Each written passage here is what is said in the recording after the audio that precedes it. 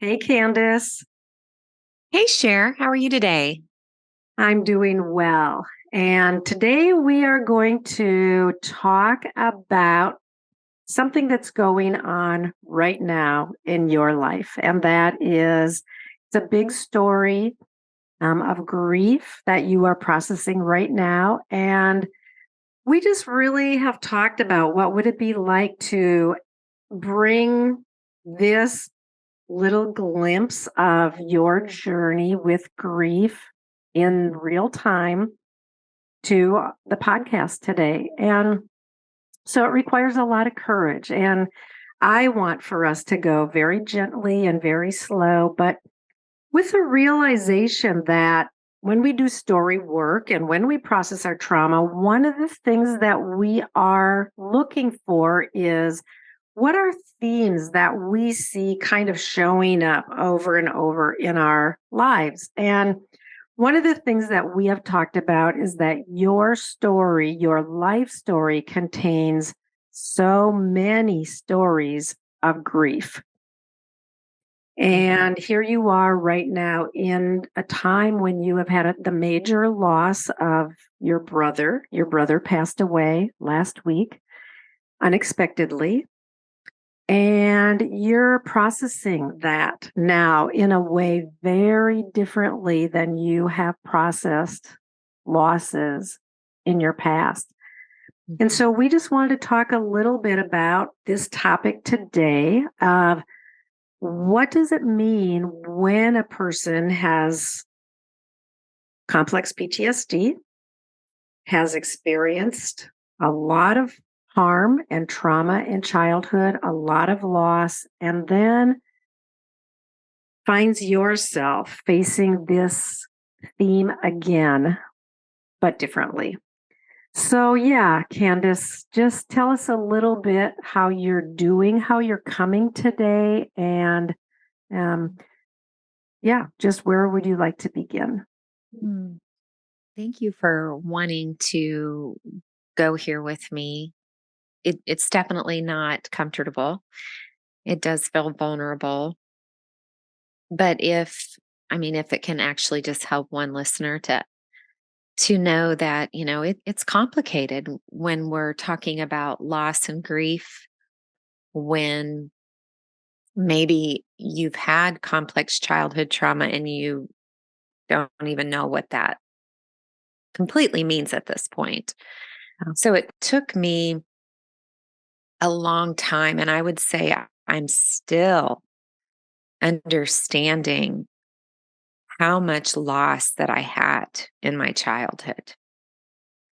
Yeah. And I've had to contend with this part of me who feels that to really look deeply at this and to name it, that it will take over or I won't be able to keep a handle on it. Yeah. Yeah. And so, yeah, just being able to begin to say, I had a lot of loss in childhood. Yeah. Yeah. And as a child, we know that we can go through hard things, and those hard things become traumatic when we felt like we were processing too much, too fast, and alone. Hmm. And you and I just talked a little bit about a few stories of grief and loss as a child. And it's not that your parents were not there, and it's not that they intended harm. And we want Hmm. to be really clear on that, that we recognize that people weren't talking about how to process grief back in the 60s and or when our parents were growing up in the 40s or 50s, right? So it's not that at all that we are trying to point a finger of blame, but we do want to talk about what was it like as a child to experience loss. And I don't know if you want to just maybe talk about one example, but just as you and I talked, you had a lot of loss in childhood. What how was how were you guided toward or through times of grief and loss as a child? Mhm. Well, I wasn't guided through grief and loss, um, but it was more, something would happen. For instance, the day I came home and they had to get rid of my dog, and the tears that came, everything was kind of always framed in, yeah, that's sad. Now let's move on. Yeah. And so there was this theme of, yes, bad things happen, loss occurs. Mm. It wasn't a denial, but it was more of only an acknowledgement in words. And then we need to move on.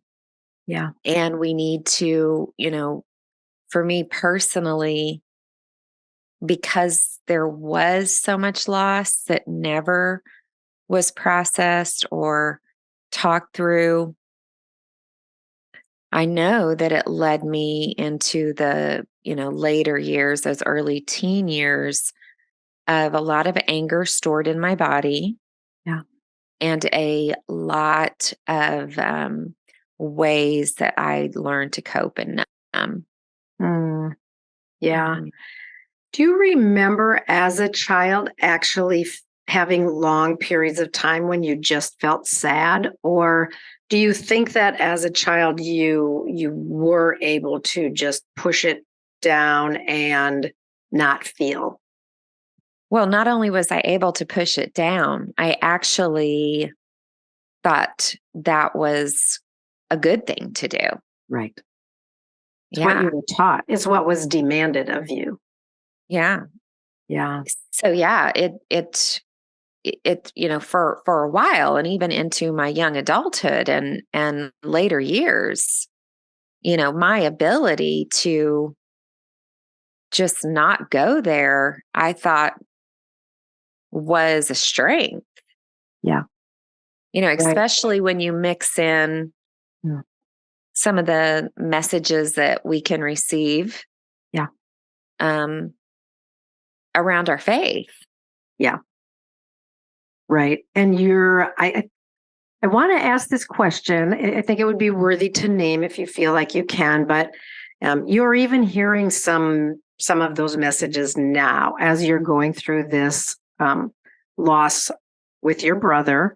You're hearing some of those messages today, and do you want to just name a few of the things that you have heard people say that indicate, okay, let's get through this and move on, or what is it that what are those messages looking like today? Mhm. I think some of the complexity for me in this is I sincerely never want to hurt anyone. And sometimes that keeps me from really using my voice in a way Mm. to bring compassion and understanding. Yeah. The fear of, if I'm really honest about something, people are going to get hurt. Mm. And so it's kind of like one extreme, right? I hold back Yeah. because I fear that the truth that I carry will hurt someone. Yeah. And then the other extreme of, letting my anger out in ways that are hurtful. Yeah. As we talked preparing for this, you kind of voiced some of that fear about yourself with your coach. Hmm. You asked the question, if I allow myself to go here, will it be too much? Will it be overwhelming? Do you want to just talk a little bit about what that feels like, and then how your coach Patria moved in and brought care to you in that moment? Hmm. Yeah, I think because I eventually it was kind of this, it's okay to feel a little grief. And then you better quickly get a handle on it because something bad could happen, or you don't have enough faith, or, it's not productive. Yeah. Or it's weak. And so contending with that has been, what does it look like for me to fully go through the grief process? And so I was telling my coach, it's actually a podcast I was listening to about either being in this place of denial or minimizing, or going to the other side and just letting grief define you and take over your life and drown you. That my fear was that that's what would happen. Yeah. That's who I would be. And she just so lovingly, because she knows my stories too. Yeah. Said, Kandace, you lean more towards the minimization. Yeah. And actually, people who have complex childhood trauma, cptsd, most everybody does that. Yeah. And so being able to hear her and actually know that that's true. Yeah. And I will say also, you are processing your stories of grief and loss. You have places now where you can bring, right, glimpses or pieces and not have to hold a whole lifetime of grief behind the dam, right? You're letting it spill over. You're processing it. You're talking about it. And I think grief still, it's like, for me, I think grief has a mind of its own in a lot of ways. It comes and goes, and it's hard or not as hard. We don't necessarily control what we feel like on any given morning when we wake up. But I think that because you are processing your grief all the way back to those early years of loss, it not only does it enable you to not be overwhelmed by grief, but it really enables you to enter the grief process more fully with your body and soul and spirit. And others. Yeah. And others. And that's been a beautiful outcome of allowing myself to fully grieve. Every once in a while I run into, just be positive, think positive thoughts. I'm not even saying that's always bad. Yeah. The issue with me is I was always positive. Yeah. Being positive is not an issue for me. Yeah. Being in denial about the real hurt and pain has been more of an issue for me. So I have actually hope, faith, and love right there all the time. Yeah. But being able to truly weep with those who weep for myself, that has been more authentic for me just in the last few years. Yeah. Yeah. And your dad passed away a few years ago. Prior to you doing a lot of this story work that we've been doing very intensively in the last 3 years. But you did enter the grief process with your dad in just some very, very beautiful ways, and even began a platform called Grief Untangled, and really reached out and made yourself available to people in the grief process. So you're not just starting this, you've been in this learning and growing and entering. And I'm curious to know if you can identify, and of course, losing your dad is different than losing a brother. So I just, we're not comparing. But what I'm asking is, how are you going through? And of course, you're only 1 week into the loss of your brother.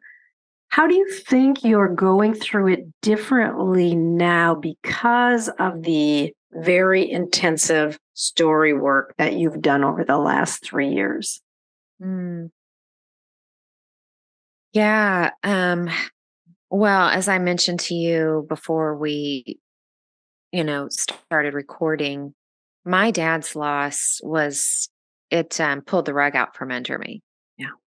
The level of emotional pain that I felt was off the charts, and it really I just say my grief demanded my attention. Yeah.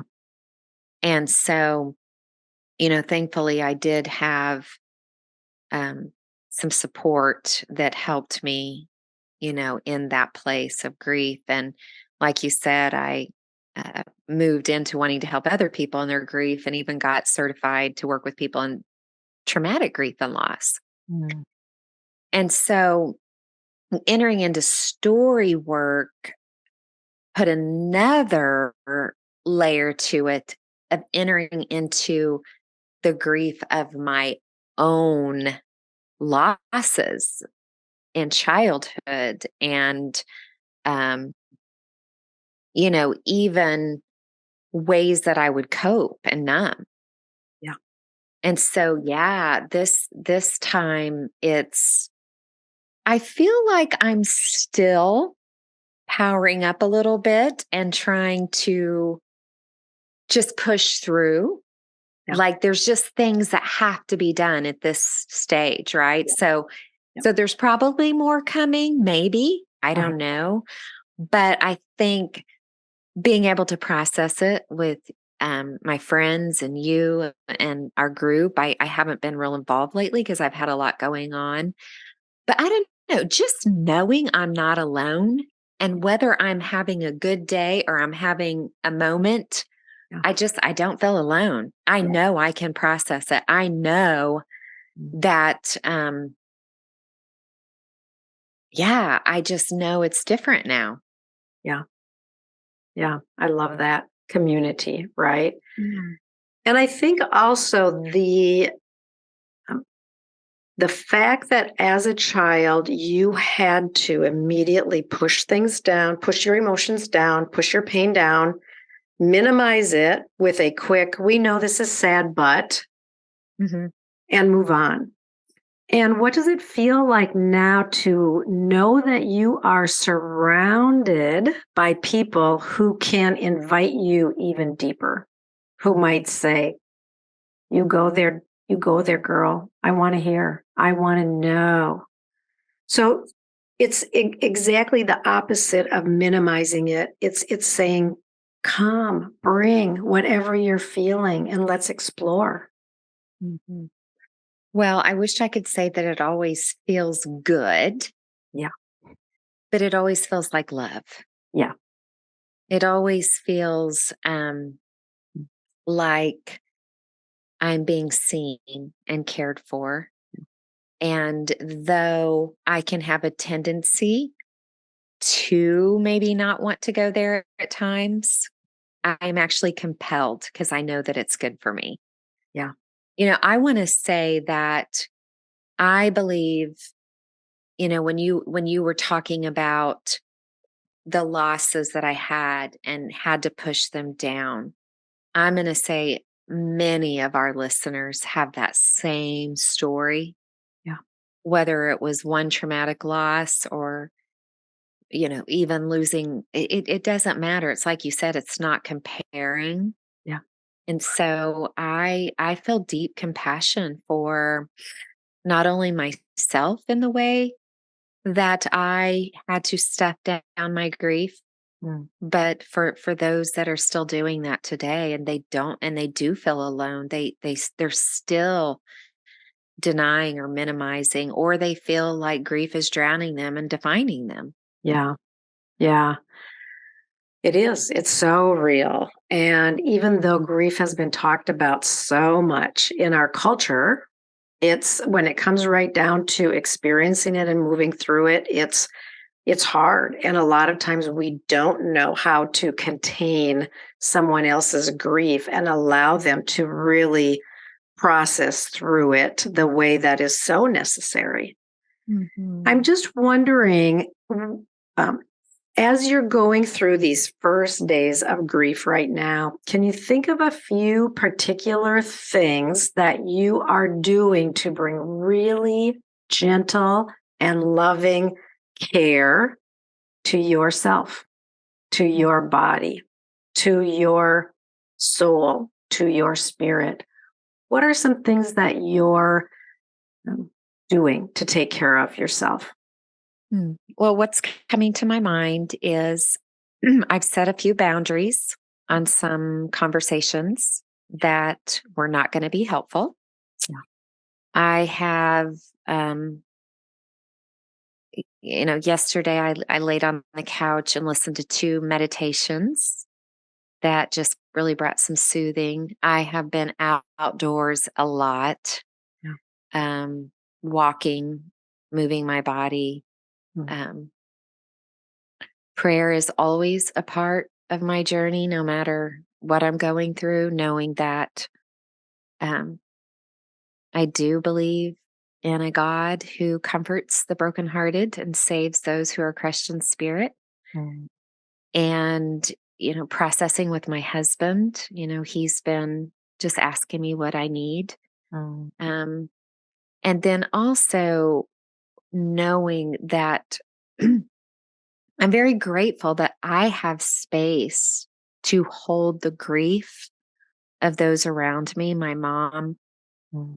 um, my brother's son. Like I love that I can just also be there for them while caring for my own grief. Yeah. Yeah. Yeah. It's so good and so important to be able to um, have time and space and support. And also, like you said, to also share in the grief of those who are around you. I mean, when Mhm. you bring comfort to them, you're sharing in their grief. And it's again, they're not alone and you're not alone. And that is, I love so much how you said it doesn't feel good, but it feels like love. I heard someone say the other day that sometimes the truth hurts before it sets us free. Mm. And I really thought about that. And I think that you know, the truth that, you know, when you're inviting me to go more, to go deeper, that there is a little pain there, but I also know because it is love, there's going to be more freedom in that for me. Yeah. And I just want to say thank you, Cher, Mm. for just being so kind and gentle with me this last week. Not Oh, that you aren't usually, but even even if you listen to our podcast last week, Cher did her first monologue, which is amazing. And so I just felt like you were thinking of ways that you could help me in this space, not to feel any pressure to perform in any way. yeah. And that's been a gift to me. Yeah. Well, it shows how much I love you and care about Mhm. you and recognize this is hard. This is a very hard time, and I honor that. And I do now have the capacity to be with you Mhm. there and to allow you the space and the time and the tenderness that you need Mhm. to go through it, however that looks, whether that's a day, a week, a month, a year. I don't know. We don't know what it's going to look like. But I love that you know and you sense that you are so cared for in Mhm. this space. And I do want to just say to our listeners that many of you we know have grief and loss in your stories. Mhm. This is a very prevalent theme that is found in our life stories. And that when there is trauma surrounding our grief and loss, and we're not able to process it, and we are left alone, that gets stuck in our body and in our soul. And so I invite our listeners to just turn their attention a little bit to their own stories, maybe a story, a time, and what was it like to go through that? And then if possible, talk about that with someone who can enter and hold a little bit of space and allow you to process. And it's just so worthy to do and to give the time and attention. So Kandace, thank you for your courage today to bring just your very real, in time, very vulnerable heart today. Really, just so beautiful. Thank you, Sher. I am just taking a deep breath that this is over. Yeah. And just so grateful for your pursuit of my heart in this. So Love you, grateful. friend. I love you too.